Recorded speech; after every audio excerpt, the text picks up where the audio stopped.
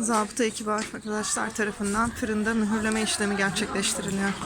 Yılmaz Ufak Pide Fırını, Hasırcıoğlu Mahallesi, Faravi Sokak, numara 56.